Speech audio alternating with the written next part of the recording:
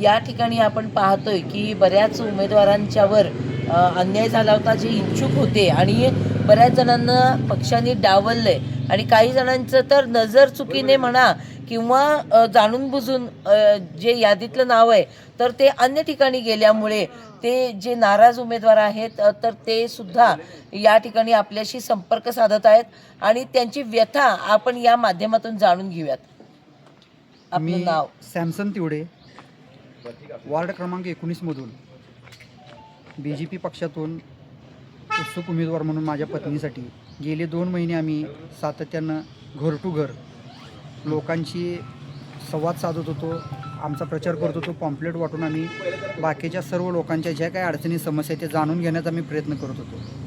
भाजप पक्षाचे माझे आमदार सुधीरदादा गाडगीळ, शेखर भाऊ इनामदार साहेब यांच्या माध्यमातून यांच्या आशीर्वादाच्या खाली आम्ही या वार्ड क्रमांक 21मध्ये चांगलं काम करत होतो. प्रचार आमचा चांगला जोरात चालू होता.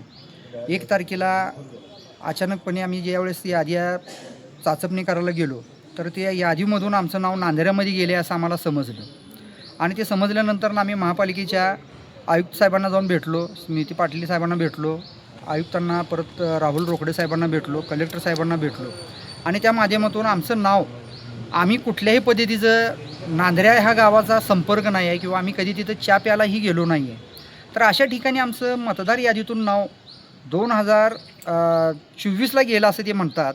परंतु या यादीतून नाव घालणारा जो कोण असेल तर तो चुकीचा माणूस आहे. कारण का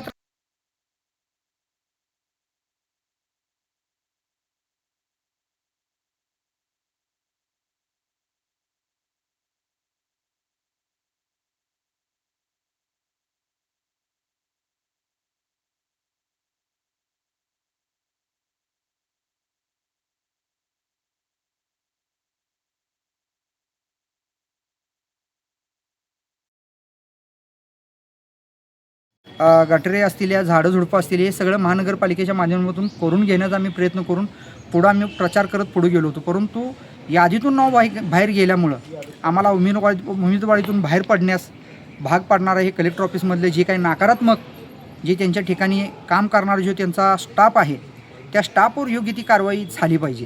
कारण जो अन्याय माझ्यावर झाला तो इतरांवर होऊ नये.